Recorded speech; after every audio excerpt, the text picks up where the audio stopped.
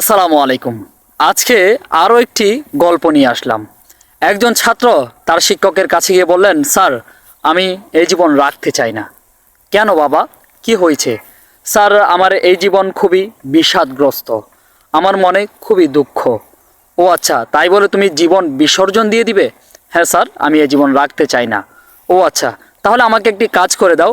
পাশের ঘরে এক গ্লাস পানি আছে, ওটা নিয়ে আসো, এবং একটি পাশে লবণের কোটা আছে, লবণের কোটাটাও নিয়ে আসো।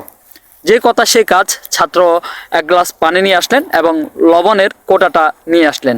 ওই লবণের কোটা থেকে এক চিমটি লবণ নিয়ে শিক্ষক পানির সাথে মিশ্রিত করে বললেন, এই পানিটুকু তুমি খেয়ে ফেলো। ছাত্র যখন পানিটা মুখে দিল, বললেন, স্যার, এটা খুব বাজে, খাওয়ার উপযোগী না।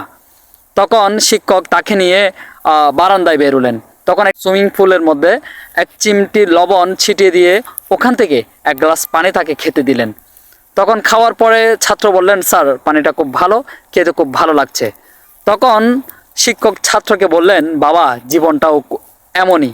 জীবন যদি তুমি সুইমিং পুলের মতো বড় মনে করো, তাহলে সামান্যতম কষ্ট তোমার কাছে এই এক চিমটি লবণের মতোই লাগবে।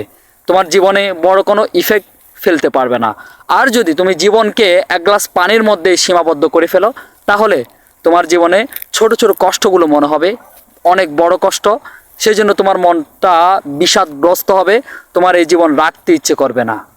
তাই সবাইকে একটা মেসেজে দিতে চাই, জীবনের চড়াই উতরাই কষ্ট থাকবেই, সেজন্য জীবন বিসর্জনের মতো এমন কোনো সিদ্ধান্ত নিতে যাবেন না। এই গল্পটা বলার একটাই কারণ, কিছুদিন আগে আমার একজন পরিচিত মানুষ, আমাদের সময় বয়সী, সে সুসাইড করেছে। জানি না তার মনে কি বিষাদ ছিল, কষ্ট ছিল, কিন্তু তার এই সুসাইড করাটা আমাকে ভীষণ ব্যথিত করেছে।